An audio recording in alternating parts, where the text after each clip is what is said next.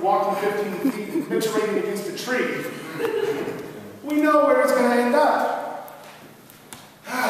It doesn't make any sense. And like seriously, when you're sitting around, ladies, when you're sitting around with your guy friends next time, with your boyfriend, or you're at home watching TV with your dad, and they say, I gotta go to the bathroom, and then they scoot forward on their seat and they sit there for just a split second. What's going through their mind at that moment is, which is closer? The bathroom or the front door? And we're born with it. Men are born with it. Other studies that I've also made up have shown that it's hard to potty train boys than it is girls. Anecdotal evidence, you ask? Okay, fine, I've got that too. I remember when I was a teenager, I had these two little twin cousins. They were Andy and Brian. They were 4 at the time. And I remember the whole family walked out of the back porch right as Andy was looking it up to see against the tree. And we were like, Andy, what are you doing? He says, I'm just using my toiletry. He thought that's what we were all talking about all the time. We thought we all got one of our own. He was just claiming his. So whether you believe it or not, I mean, we've all been familiarized with the theory of evolution, but apparently we all evolved from monkeys. Which, you know, monkeys are cool. I'm okay with monkeys, but are they the coolest?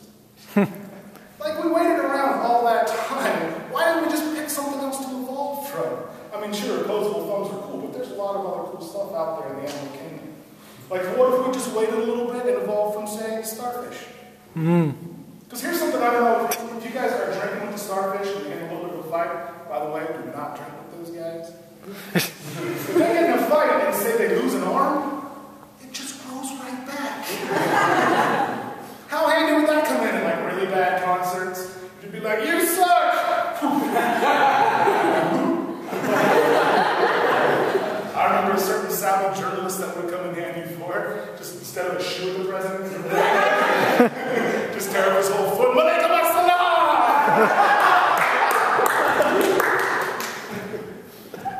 Although if we evolved from starfish, we would have, at starfish they have to vomit their stomachs to eat, so that would suck.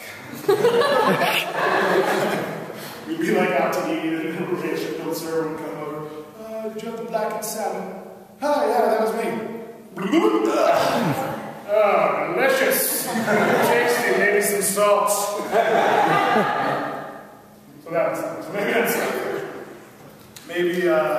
maybe fireflies. That would be cool. Stay with me, I promise. Watching the land planet recently, right? Because here's something cool fireflies can do.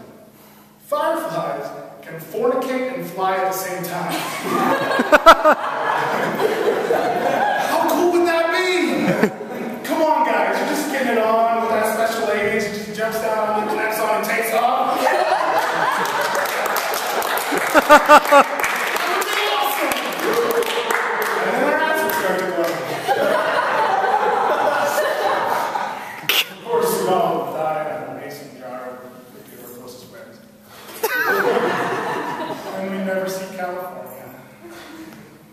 What? There's no bio major specializing in insect migratory patterns?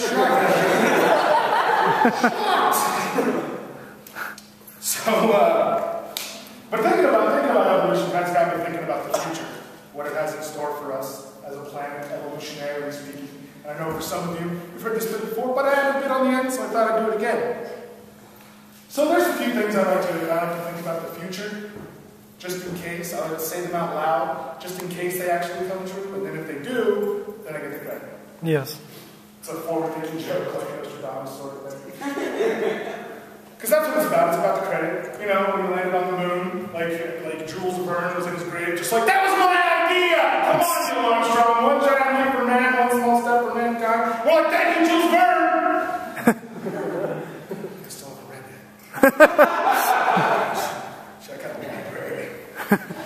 So I imagine that one day in the future, the moon will have the best slushies on the universe. I'm glad you can get behind that too. Like I imagine that one day in the moon, one day in the future, cheetahs will develop the power of speech. And they will be huge douchebags. Cheetahs.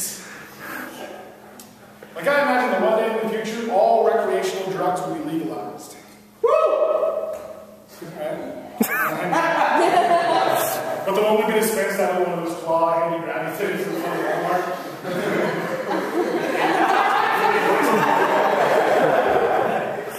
Like I imagine the one day in the future, Mario of Mario Brothers fame will be worshipped as a god. And Sonic will be his Satan. Sega! It's ridiculous. Like I imagine that one day in the future, we will find the lost city of Atlantis. But we're going to lose New Orleans. Sorry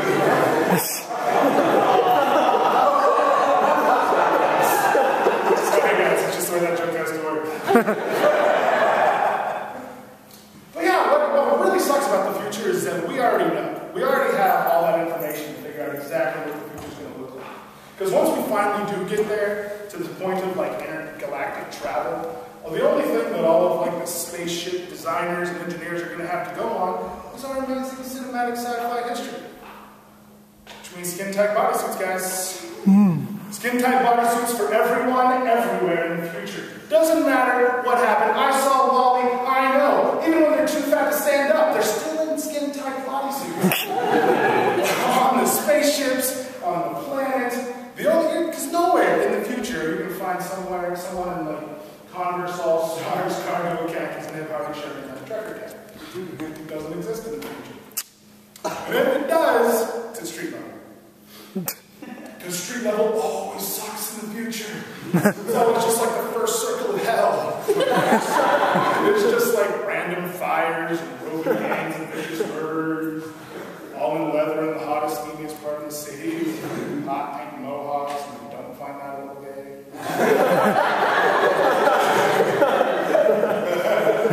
So if there's any legacy I want to pass on to future Wolcott, it's just that. Don't live at street level. I don't know.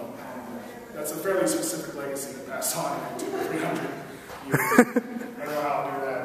I mean, I'll just change my family crest. That's what I'll do. Sorry, I'm going for a family crest joke here, guys. It'll just be like, and it'll be in English, not in Latin, like usually have a family crest. Because English, it's really the Latin of the future. It'll just be, don't settle for street level, and then just street level with an arrow on the line.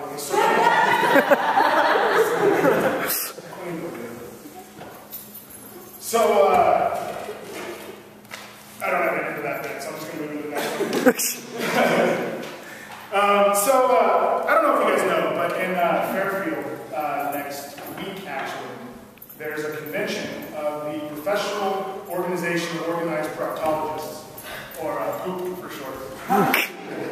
And they've asked me to be their keynote speaker.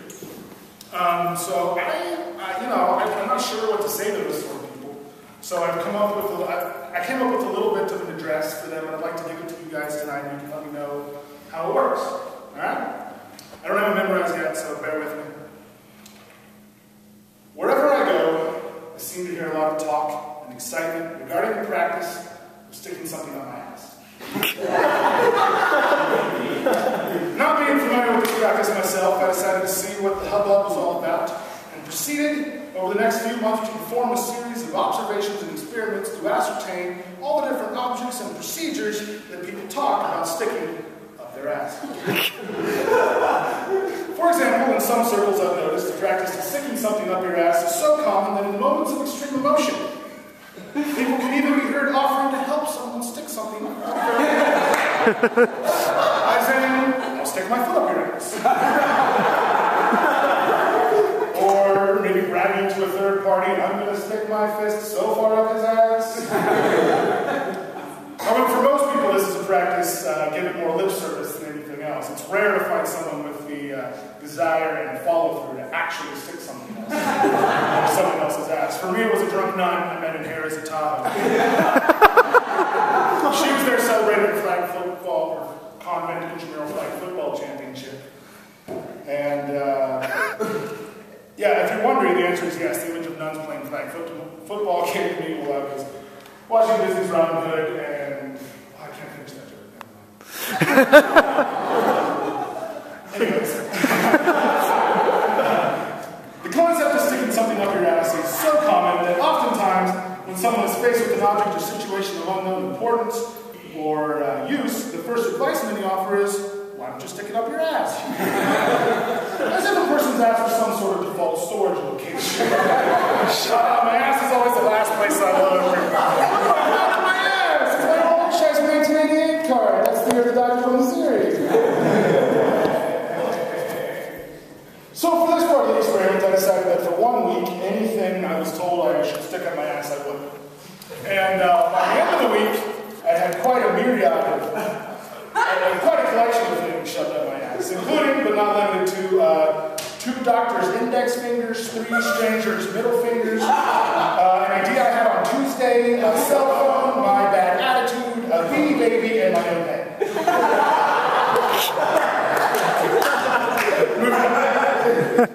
The act of actually having something stuck up your own ass can have such an outward effect on a person's actions and demeanor that those he or she interacts with are often heard wondering aloud, I wonder what's up his ass.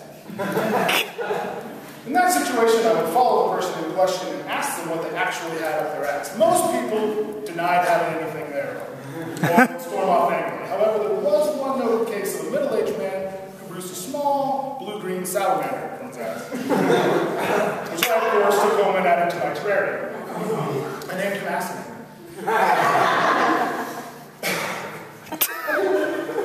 I also found that some people have even been known to use objects that have been stuck up their ass as weaponry. Although, usually it's a last resort, obviously. Through extensive research, I found that the practice of doing this dates back to the early days of naval warfare. When during battle, after having expended their supply of gunpowder, officers could often be heard extolling their crew to blow it out your ass! It should be noted that there are few remaining people with the sphincter control and or desire to achieve this, since the diet and exercise regimen required to maintain the ability has been deemed morbidly unhealthy. I should also add that in some cultures, when more than one ass is involved, the first ass with something stuck up it is given a position of honor, as evidenced by the frequent side of people arguing who should have that opportunity, as in, up yours. No, up yours. A polite person always goes second. In conclusion, I believe it was Plato that first postulated that what society deems to be correct is. Therefore, I have decided that if sticking things up their asses is okay with everyone else, it's okay with me. And it should be apparent by now, if it's not okay with you, you can stick it up your ass.